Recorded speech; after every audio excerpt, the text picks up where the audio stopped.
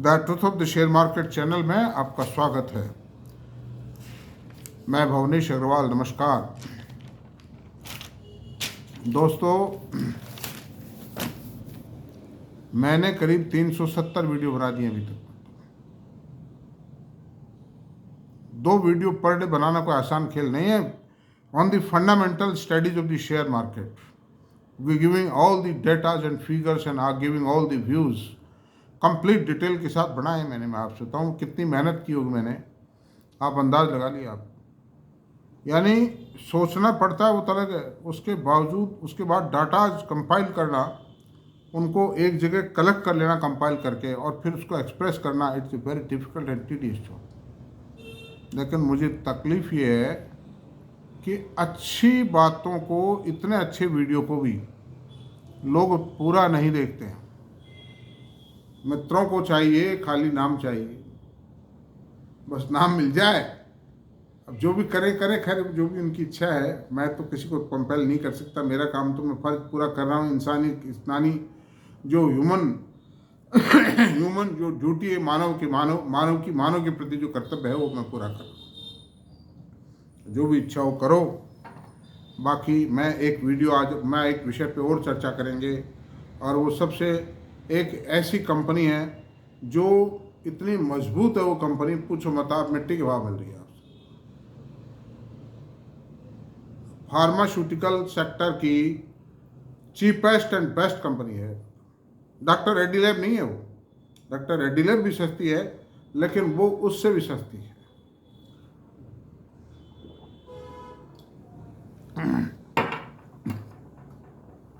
हैदराबाद की कंपनी है, अरविंदो भी नहीं है, हैदराबाद की कंपनी है, और कैंसर ड्रग्स बनाती है, और एक बिग एक्सपोर्टर। ज़्यादातर सेल है वो इंडिया में बिकती है दवाएं, लेकिन अमेरिका से भी काफ़ी सेल आती है उसकी। कंपनी ने ये बाइफर्केशन नहीं दिया है कि उनकी कितनी सेल अमेरिका से आती है और कितनी सेल इंडिया से आती है। ये बाइफर्केशन नहीं दिया है उन्होंने, लेकिन कैंसर के अंदर बहुत बड़ा उनका स्टेक है। डॉक्टर रेड्डी से, doctor Sun Pharma, doctor Reddy lab, Lupin, ये भी कंपनियां कैंसर की दवाएं बनाती हैं, और काफ़ी बनाती हैं। और एक वो जो बायोकॉन भी बनाती है। बायोकॉन तो बायोसिमिलर मेडिसिन बनाती है, जो फर्स्ट कंपनी है इंडिया के अंदर बायोसिमिलर मेडिसिन बनाने की। बायोसिमिलर मालूम है आप लोगों को क्या होती है?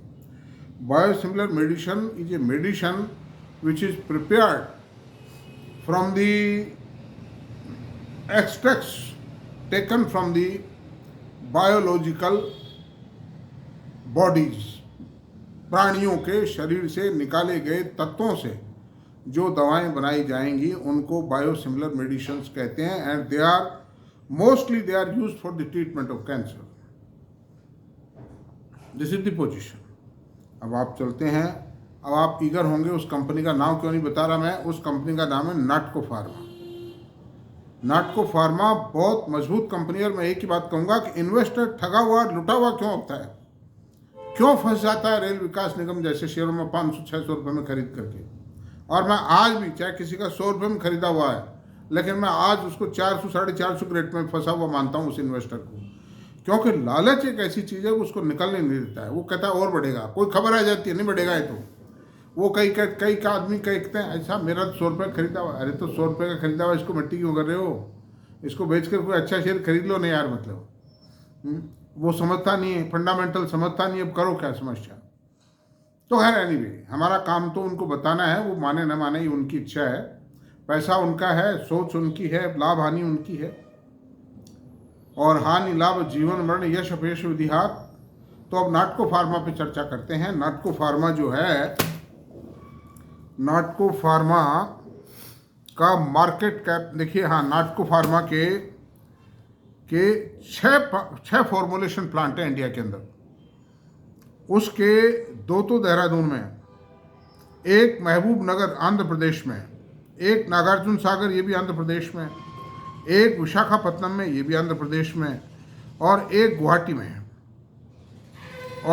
और इसके सीएमडी हैं, चेयरमैन एंड मैनेजिंग डायरेक्टर हैं वीसी नन्ना पनेनी। इस कंपनी ने अभी अगस्त 2024 में एक अंडा पेश किया है। अंडा क्या होता है? abbreviated new drug application, that is called ANDA, and this ANDA is submitted to the US FDA for approval of the medicine for marketing in the US market. वो कैंसर की दवा है और उस दवा का नाम है टेब्रेक्टा। टेब्रेक्टा दवा ये 150 mg और 200 mg के टैबलेट्स है। मतलब they will be use for the treatment of cancer. This is a perfect generic medicine. अच्छा, अब और मेनली ये कंपनी जो है, मेरे एक टेनेंट भी थे, वो इस कंपनी के अंदर ही रीजनल वो थे, वो एरिया सेल्स मैनेजर थे। उनसे मेरी बात ना हुई है। Joined doctor Reddy lab, he is employ of Reddy lab. तो वो यही कहते थे कि साहब नाटको की दवाएं जो हैं सबसे बेस्ट दवाएं मतलब। तो अब चलते हैं इसके फाइनेंशियल डेटाज पे बात करते हैं। मिट्टी के भाव है शेयर, मिट्टी होती है ना, मिट्टी के भाव है शेयर। अच्छा, अब देखिए मार्केट कैप क्या है? 25,667 को। मिड कैप कंपनी मान लीजिए आप इसको। करंट प्राइस 1433 करोड़ रुपए। हाई लो 1639 से 752 रुपये। Price earning ratio 13.2। Book value 399। Dividend yield 0.67। ROC 30.1। ROE 25.9। दोनों शानदार हैं मतलब। फेस वैल्यू 2 रुपीज़ है और 590 रुपये था 5 साल पहले, अभी 1433 रुपये है। यानी 6 डम 15, ये करीब 2.5 गुना तो हो ही गया। फिर भी मतलब बढ़ने नहीं दिया जा रहा है शेयर को, या बढ़ नहीं रहा, पता नहीं क्या चक्कर है। कंपनी बहुत मजबूत कंपनी है और ग्रोथ है, सब कुछ है मतलब। अब चलते हैं, ग्रोथ स्टोरी बताएंगे आपको इसकी। अच्छा साहब, अब सन फार्मा नहीं, ये सॉरी मतलब ये जो क्वार्टरली फिगर्स बताते हैं आप इसको, क्वार्टरली जो रिजल्ट आए उन पे चर्चा करेंगे। 3 क्वार्टर की, सितंबर 23, जून 24 और सितंबर 24। सेल कितनी है? 1031 करोड़। सितंबर 23 में सेल 1031 करोड़ रुपए, जून 24 में 1363 करोड़ रुपए और सितंबर 24 में 1371 crore. 30% growth year on year. Sale के अंदर 30% ग्रोथ माने रखती है दोस्तों। Operating profit margin 44%, 59%, 59%। तो 59% ऑपरेटिंग मार्जिन होना कितनी वंडरफुल है। फार्मास्यूटिकल इंडस्ट्री में किसी का, no company is fetching such a high margin. Net profit 369, 668, 676।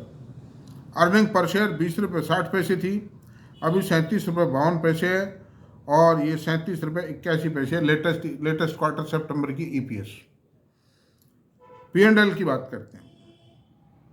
FY 19, FY 23 और TTM ट्रेलिंग 12 मंथ्स। सेल थी FY 19 में 2094 करोड़ की, अभी FY 23 में सेल आई 2707 करोड़ की और TTM सेल 4561 करोड़ रुपए। यानी 5 साल में सेल जो है 2.25 गुना हो गई इसकी। तो 2.25 गुनी सेल होना बहुत बड़ा अचीवमेंट है कंपनी के पार्ट पर। ऑपरेटिंग प्रॉफिट मार्जिन 38%, 35% और अभी 52% पे पहुंच गए। सोना उगल रही है company. Net profit 642 crore, 715 crore और 1944 करोड़ का नेट प्रॉफिट कमाया कंपनी ने इस क्वार्टर के अंदर, सितंबर क्वार्टर में। गजब ही कर दिया इसने। यानी जून ने इसमें क्वार्टर नहीं, ईयर में 1944 करोड़ का प्रॉफिट कमाया। 52% मार्जिन है ऑपरेटिंग प्रॉफिट मार्जिन और 62% मार्जिन है नेट प्रॉफिट मार्जिन है। वही मतलब जो ये जो अडानी पोर्ट है उसके जो प्रॉफिट है वो प्रॉफिट है इसके। बड़ा जबरदस्त काम है। अर्निंग पर शेयर 108 रुपये 58 पैसे है TTM की और FY 19 में 35 रुपये थी और FY 23 में 39 रुपीज़ थी। तो दिस इज द पोजीशन। मैं आपसे बताऊं 13 का P रेशियो है इस कंपनी का और फार्मास्यूटिकल इंडस्ट्री का एवरेज जो P रेशियो है दैट इज 34.21। यानी जो एवरेज P रेशियो है इंडस्ट्री का उससे आधा भी नहीं है। आधा भी P रेशियो 17 आता है, ये 13 ही है। और वो भी जबकि एग्जॉर्बिटेंट ग्रोथ है कंपनी के अंदर, एग्जॉर्बिटेंट अर्निंग है, रिसर्च एंड डेवलपमेंट है कंपनी, कंपनी नई नई दवाएं बना रही है, नए नए अंडा पेश कर रही है अमेरिका के अंदर, उस सब के बावजूद ये पोजीशन है। और मात्र 36 करोड़ की इक्विटी है, 2 पेड अप शेयर है ये, और रिजर्व इसके 7114 करोड़ है। कंपनी पर कोई डेट नहीं है। जब एल्केम लैब का 31.3% का मार्जिन हो सकता है, वो इससे ठीक है, 2.5 गुना सेल है उसकी, लेकिन एल्केम कंपनी कैंसर की कोई दवाई नहीं बनाती, मैं आपसे बता दूं, कोई एक आध बनाती होगी छोटी मोटी। कैश फ्लो -62 है, और वो उसके बावजूद है, जबकि इन्होंने फाइनेंशियल और इन्वेस्टिंग एक्टिविटीज पे ज़बरदस्त खर्चा किया है।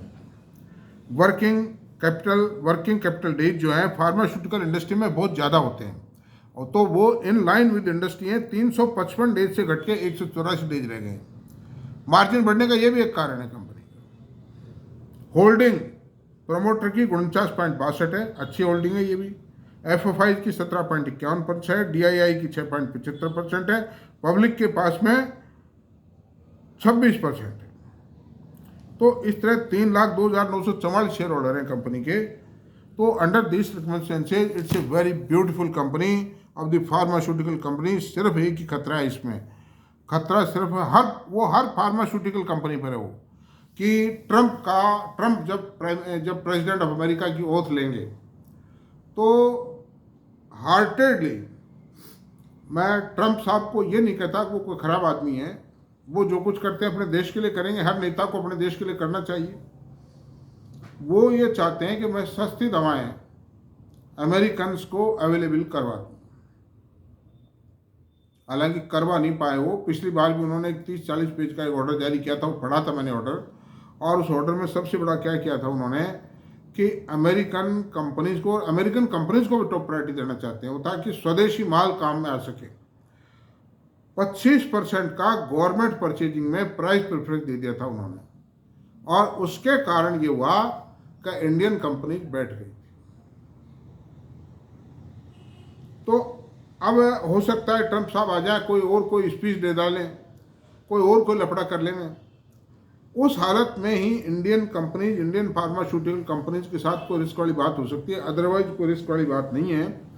ये छोटे मोटे USFDA के ऑब्जेक्शन है, इंस्पेक्शन है, ये तो सब चलते रहेंगे, मतलब कोई विशेष बात नहीं।